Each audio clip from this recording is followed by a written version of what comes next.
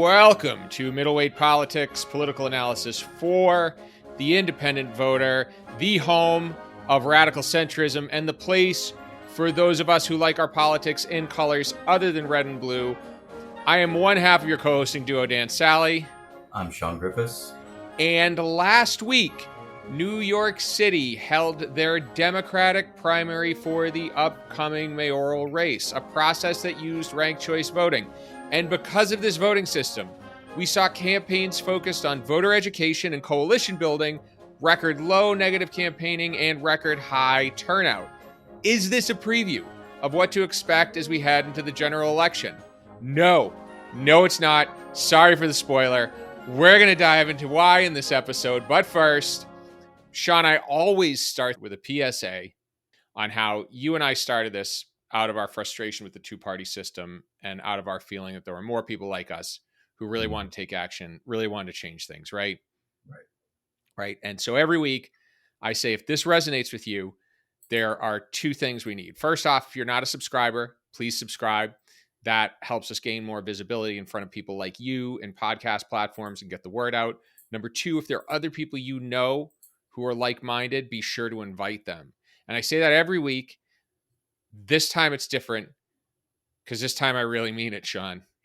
I really mean it this time. And why brings me to part two, which is it is Friday, June 27th. We will be dropping this on June 30th. We will be taking a break for the summer. So this will be our final episode until September of 2025. So if you want to be alerted when the next episode drops, you need to subscribe. Please do. I'm going to pause right here. You just go find that button on your device. Don't smash it. We don't smash subscribe buttons on Middleweight Politics. We gently hit it. We give it just enough pressure. All right. I think that's enough time, Shawn. Before we jump into the main story, I think we need to go back to last week's episode, Shawn. Yeah.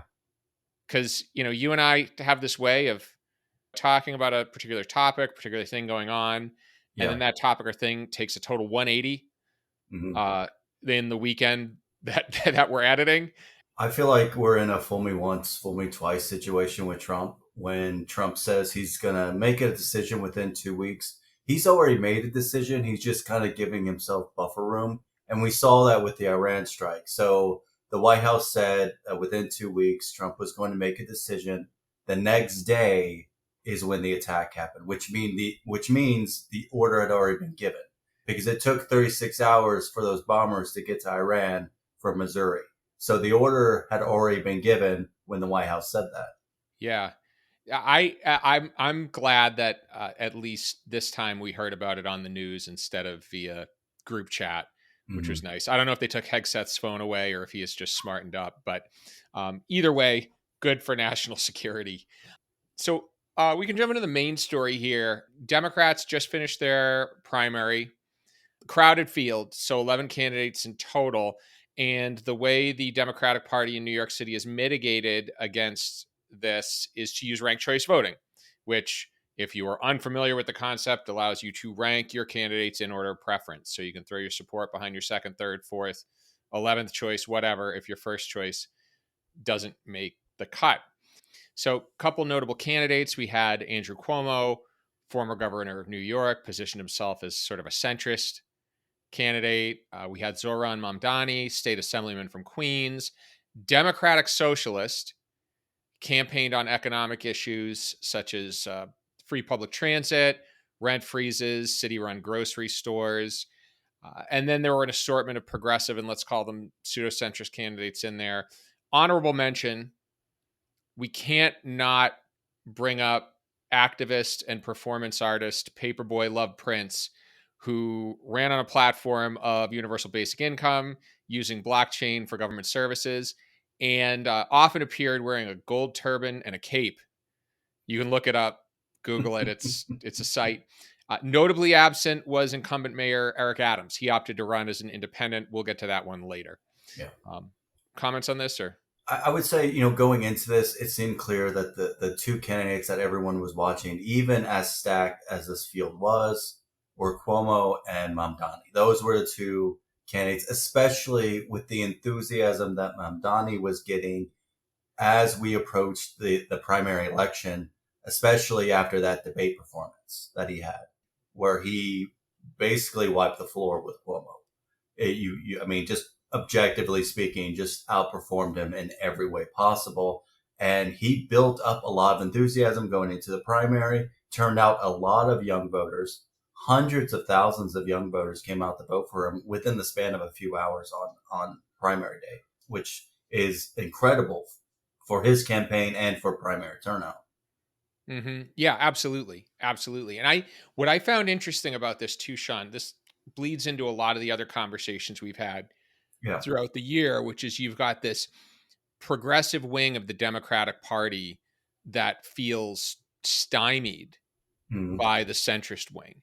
Yeah. And we saw this battle out in the open during this primary here.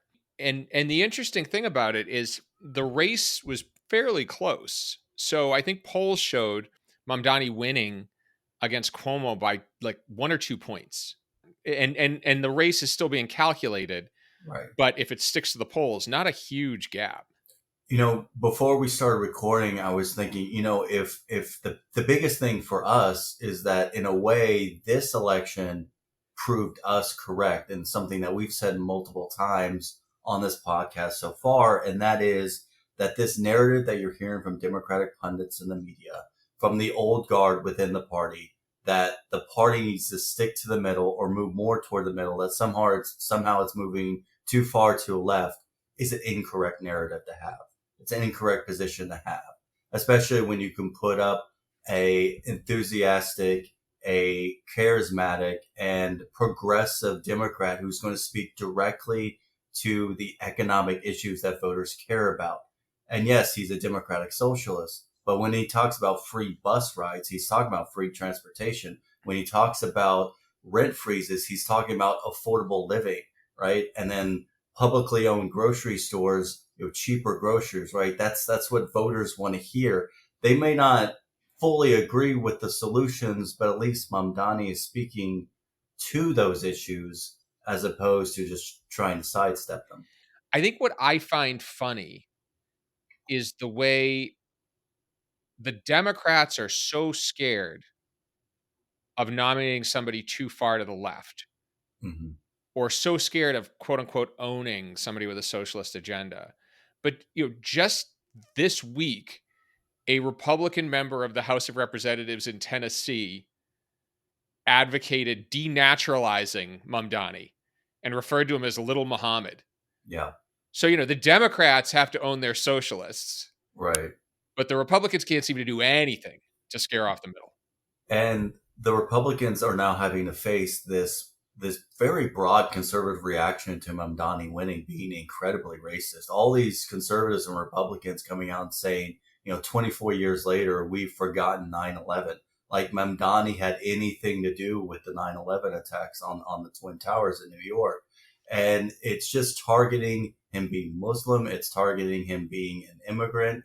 And it makes them look incredibly bad, especially in a city of immigrants. Yeah. That's New York. It's a city of immigrants. And that's a talking point made by Democrats and people on the left, but it's absolutely true. If New York is known for anything, it is being a melting pot of cultures. Yeah, that's exactly it. I'll cap off my thoughts with this.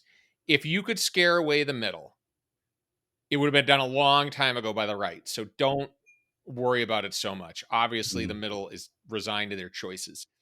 Now, something I said earlier, of course, the uh, primary was run via ranked choice voting. So, for example, if Paperboy Love is my first choice, I can cast my first choice for Paperboy Love, but I don't have to worry about necessarily splitting the vote in favor of somebody else because I can throw my second choice support behind Mamdani or Cuomo or whoever I like. And we saw this change the electoral calculus of all the candidates involved because typically what we see in a crowded primary field is people start sniping at each other, they make outrageous statements to gain more attention and try to knock out the front runner. Because ranked choice voting was used, that type of politicking doesn't work and can actually work against you. So, for example, we saw cross endorsements used strategically. Mamdani teamed up with Brad Lander, the city comptroller, and asked each of their first choice voters to rank the other second, so it increased the likelihood a progressive candidate would win. Working Families Party published a formal list of candidates, ranked them, and candidates who were polling in the middle of the pack started to form alliances to try and become second or third choice candidates. So we saw candidates engaging in coalition building, trying to reach out to people outside of their core base in order to win. And that's something common with RCV. There was also less negative campaigning, less, not none.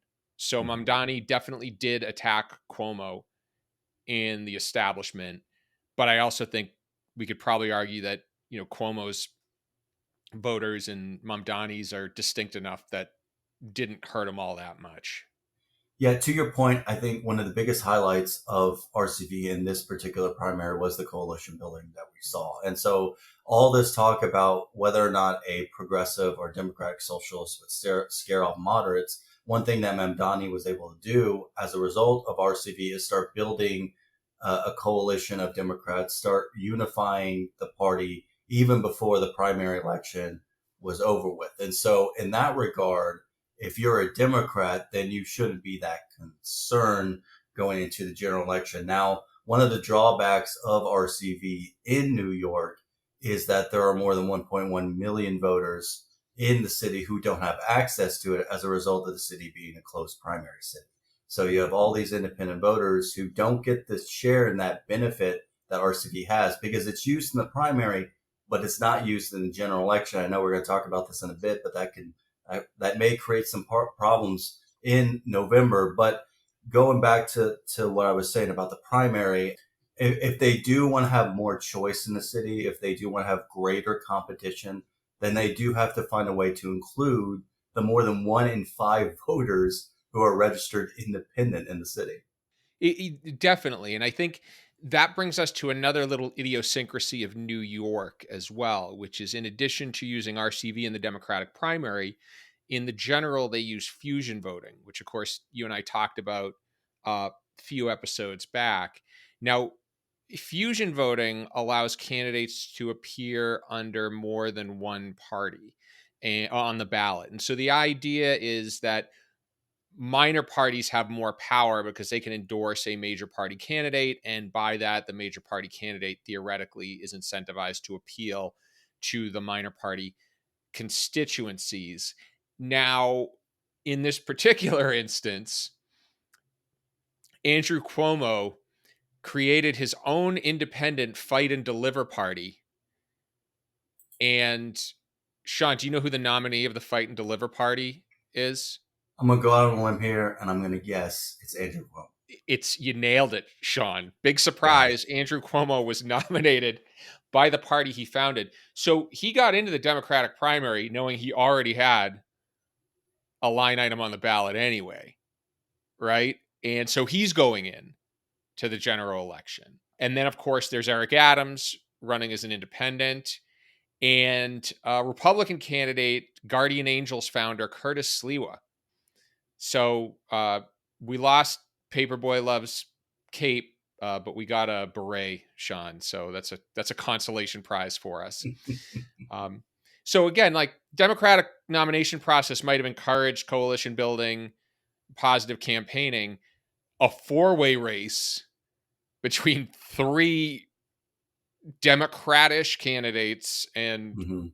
Curtis will certainly not. And it could result in a candidate winning with just over a quarter of support from New Yorkers.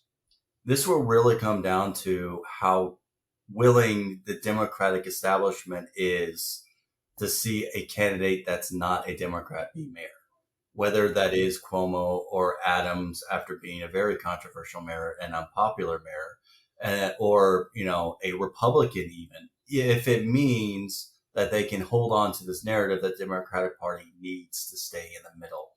Now, I don't know if that is the route that establishment figures in the party are going to, or if they're going to try to keep trying to unifying the party ahead of, as you said, is going to be a 4 or 5 person race in the general election. it's going to split the vote one way or another. And I think when you look at Cuomo, you ask, well, what does he hope to gain? And that is being able to win this with 25% of the vote. Because, I think going into it, Cuomo, he anticipated a very close race. If you look at the first choices, Mamdani beat him handedly by 8 points as a result of the coalition that he was able to build. Now, the race will look closer as a result of the RCV tabulations and the requirement that Mamdani win with 50%. But they didn't even need the additional rounds of RCV runoff to declare Mamdani the winner. And I think that's significant when you look at, the state of the Democratic Party and where their voters are in the city. But also another thing that Cuomo may be relying on is low voter turnout. And when you look at the history of general elections in New York City, general election turnout has been on a steady decline. In 2021, when RCV was first implemented, you did see an increase in primary turnout, but you still saw a decrease in general election turnout of 23%. So there are still segments of the electorate that feel like the primaries aren't producing candidates that are motivating them to come out to vote, especially when you look at the independent voters who are shut out from the primaries. And that's the interesting thing, of course, is New York City is so overwhelmingly Democratic Yeah. that a vote for anybody else typically is a protest vote. And I Mm-hmm. think that's probably why you see relatively low turnout in the general election. In this specific instance, though, I don't know, because you have to think. So Mamdani is one of four candidates. Mm-hmm. Adams is ostensibly going to peel off some Democratic support. Cuomo will as well. And then, of course, there are the independents mixed in there. Yeah. I think the interesting thing is Sleva here. So in 2021, he got just a little under 24% of the vote. Mm-hmm. That's like in a four-way race, that's kind of close enough. So I think it'd be hysterical if he ended up winning. No, I agree. I think it would be kind of funny if he did end up winning. I think, if Mamdani can continue to build up that enthusiasm among young voters, then he stands a pretty good chance, especially since half of independent voters are under the age of 40. If he Mm. can continue to tap into the young voting bloc, whether it's Democrats or independents, then that might help him. But again, this would require there to be a boost in turnout compared to what we've seen in recent elections for this not to be a nail biter in the end, which I think you're going to see it because it is a multi candidate general election that's based off plurality winner. So it's hard to tell right now, but yeah, I think it's going to be a very interesting general election. Yeah, I think so. I mean, I think from an electoral reform standpoint, lots of interesting takeaways here. Of course, we saw RCV have a positive impact on the Democratic primary. We saw fusion voting create a back door for somebody to kind of get around the primary system. So, still benefit from the legitimacy and the publicity of being a major party contender without the consequences of it. Yeah. And of course, we can see the disaster that is first past the post coming straight at us in the form of a four-way race, assuming Paperboy Love hasn't figured out a way to get his name on the ballot, which I hope to God he does. I think kind of bigger, macro thing here is if Mamdani wins, I'm going to be really interested to see how the Democratic Party processes that, because I kind of feel like the Democrats are fighting the lessons the Republicans learned in Trump's first term, which is a brash candidate who endorses policies that some might feel are totally out of the mainstream Mm-hmm. can actually be more compelling than your standard middle of the road candidate. Yeah. And I think the Republicans finally figured that out, at least with Trump. I can't say that that's played out well in other races, right? Yeah. But the Democrats have been actively fighting it. And I'm wondering if Mamdani wins, if they finally say, all right, you know what? maybe we ought to give these people a seat at the table. It will be interesting to see because, yeah, it's not like the Republicans are sticking to the middle in their messaging. Donald Trump campaigned very far to the right, but he tapped into a populist message. And I forgot who said it, but somebody this week said, the Democratic Party is just afraid of populism.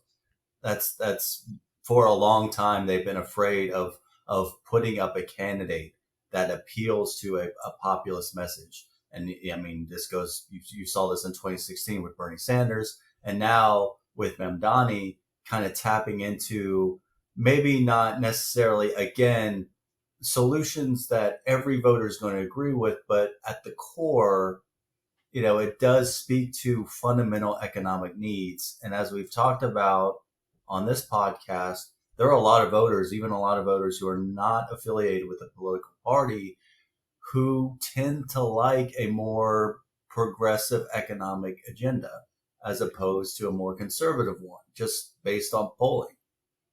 Absolutely. Well, I think we're going to cap it off there, Shawn. I know we're going to be taking a break for a couple months. Any predictions for the world we return into in September, or are you too scared to ponder? Oh man, I cannot even begin to predict. I can't predict what's going to happen tomorrow. Clearly, on this podcast, we can make the prediction of what Trump's going to do the very next day because he's just going to up in whatever episode we record. That's why I felt like, this is a safe episode for us because we're talking about an election that happened in the past. Yeah, exactly. So I think you're right. If there's one lesson we've learned this school year, it's been keep it in the past. Keep it in the past. So, well, thank you very much for listening to this episode. I hope you have a wonderful summer. Again, if you liked what you heard today, please be sure to rate this episode, leave a review, subscribe, and forward it on to anyone you think might want to hear it too. We want to come back into September with a whole new crop of you purple people. Music you are listening to is courtesy of the U.S. Coast Guard Band. Thank you again for listening to Middleweight Politics, and stay purple.